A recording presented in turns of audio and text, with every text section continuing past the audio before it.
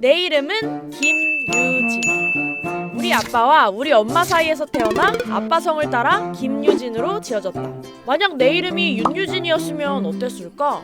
태어나면 아빠 성을 따르는 게 국룰, 뭔가 당연한 거라 윤유진은 생각해본 적도 없는데, 얼마 전 법무부 산하 포용적 가족 문화를 위한 법제개선위원회에서 아이가 태어나면 아버지 성을 우선적으로 따르는 민법을 개정하라고 권고했다. 현행 방식은 역시 아버지 성이 원칙이지만 협의를 하면 어머니 성을 따를 수 있다 그랬는데, 협의해서 아버지 성이냐 어머니 성이냐 따를 수 있는 것이고, 지금 민법에서는 아빠 성을 따르는 게 원칙이라 엄마 성을 따르고 싶다면 아주 예외적인 상황으로 여겨 출생신고가 아닌 혼인신고에서부터 이 결정을 내려야만 한다. 더 옛날로 거슬러 가보면 2005년 이전에는 아버지 성을 강제로 따라야만 했단다. 2005년 민법 개정 후 예외적으로 엄마 성을 따를 수 있게 됐는데, 당시 시대 상황상 이혼율 급증을 우려해 엄마의 성을 물려주려면 출생신고가 아닌 혼인신고 때 결정하도록 했다.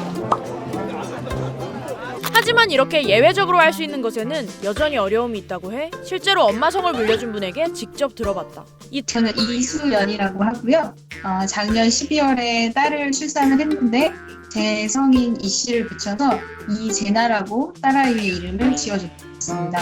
엄마 성을 선택할 수 있게 문을 열어주긴 했지만 예외적인 거다 보니까 추가 서류들을 제출해야 된다는 것도 좀 번거롭고, 그러다 보면 이제 어떤 분들은 귀찮으니까 그냥 뭐 하던 대로 하자 이렇게 하실 수도 있는 거고요. 체크를 하지 않으면 나중에 엄마 성을 하고 싶어도 엄마 성을 할 수가 없는 거예요. 국가가 정한 법 자체가 지금 두 개를 따를 것을 어쨌든 규정하고 있는 상황이기 때문에 성차별적이라고 사실 볼 수 있는 거라고. 여론 역시 비슷한 의견인데, 2019년 통계에 따르면 19세 이상 성인의 70%가 자녀의 성은 부모가 협의해 정해야 한다고 답했다.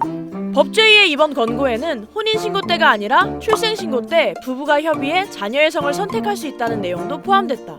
물론 법제위의 권고는 하나의 의견일 뿐이고, 실제로 법 개정을 위해선 여러 단계를 거쳐야 한다.